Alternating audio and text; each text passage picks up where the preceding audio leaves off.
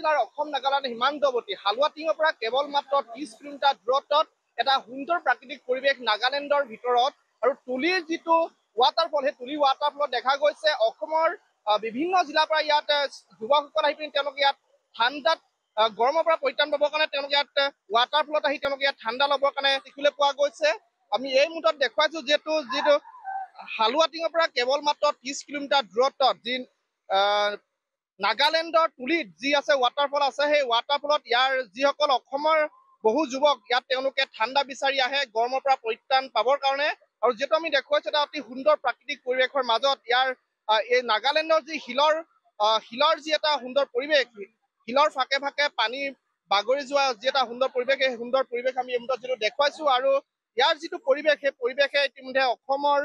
বহু লোকক তেওঁলোককে আকৰ্ষিত কৰে আৰু যিটো পৰ্যটকৰ এটা সম্ভাৱনা থকা এই স্থান তুলিৰ এই যিটো ৱাটাৰফল সেই ৱাটাৰফলত পৰ্যটকৰ এটা সম্ভাৱনাময় এডোখৰ ক্ষেত্ৰ হিচাপে যিটো চিহ্নিত কৰিব পাৰি যিটো আমি দেখুৱাইছো এই মুহূৰ্তত সেই পৰিৱেশ আৰু আমগুৰিৰ পৰা কেৱল মাত্ৰ 30 কিলোমিটাৰ দূৰত্বত মই আপোনাৰ ওচৰলৈ আহিছো কি ক'ব যিহেতু এটা প্ৰাকৃতিক পৰিৱেশৰ মাজত সুন্দৰ এটা ৱাটাৰফল ইয়াত শিৱসাগৰৰ লগতে যোৰহাট জিলাৰ বহু যুৱক আহি তেওঁলোকে ইয়াত আহি গৰমৰ পৰা পৰিত্ৰাণ পাবৰ কাৰণে বিভিন্ন ধৰণৰ তেওঁলোকে ইয়াত স্নান কৰা দেখিবলৈ পোৱা যায় কি ক'ব?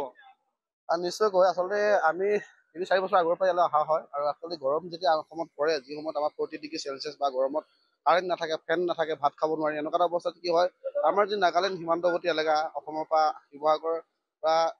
ধৰি লওক 50 কিলোমিটাৰ আৰু আমগুৰিৰ পৰা 30-35 কিলোমিটাৰ নিলগত আচলতে ইয়াত ৱাটাৰফল এটা আছে যিটো সম্পূৰ্ণ প্ৰাকৃতিকভাৱে সৃষ্টি হোৱা কোনো আৰ্টিফিচিয়েল নহয় আচলতে ইয়াতে যি 12 মাহে পানী বৈ থাকে এইখিনি ক্ষেত্ৰত আমি দেখো যে অসমৰ বিভিন্ন যুৱক যুৱতী ইয়ালৈ পিকনিক খাবলৈও আহে তেখেতলোকে হয়তো যাৱতীয় খাদ্য সামগ্ৰী লৈ আচলতে উৎকট গৰমৰ পৰা পৰিধান পাবলৈ ইয়াত এনেদৰে পানীত পৰি থাকিবলৈ দেখা পোৱা যায় আৰু এইখিনি ক্ষেত্ৰত আমি প্ৰতি বছৰে এই ধৰণৰ উপভোগ কৰোৱা হয়। নিশ্চয়কৈ মই যুৱকসকলক দেখুৱাইছো তেওঁলোকে কেনেধৰণে গৰমৰ পৰা পৰিত্ৰাণ পাবৰ কাৰণে নাগালেণ্ডৰ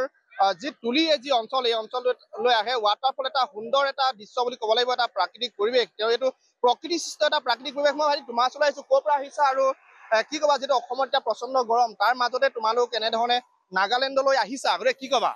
মোৰ ঘৰ কি বুলি কয় যোৰহাট চেলেঙাত মই এই যি ইমান ৰ'দ পৰিছে সেইকাৰণে আমাৰ লগৰবোৰৰ এজনৰ বাৰ্থডে চেলিব্ৰেট কৰিবলৈ আমি এই ঠাণ্ডাত নাগালেণ্ড তুলিত আহিছো এই মজা লাগিছে ইয়াত। আগতেও আহিছা নে এইবাৰ আহিছা? মই ফাৰ্ষ্ট টাইম লগৰবোৰ আহিছে কেইজনমান। হয় নিশ্চয়কৈ আমি যিটো দেখুৱাইছো সেই পৰিৱেশ তেওঁলোকে অসমত যিহেতু ইতিমধ্যে উৎকট গৰমে দেখা দিছে আৰু তাৰ পৰা পৰিত্ৰাণ পাবৰ কাৰণে এইসকল যুৱক তেওঁলোক ইয়ালৈ আহিছে। মই ভাইটি তোমাৰ ওচৰলৈ আহিছো অলপ আহিবা এইফালে কি ক'বা তোমালোক আজি ইয়ালৈ এইবাৰ প্ৰথমবাৰ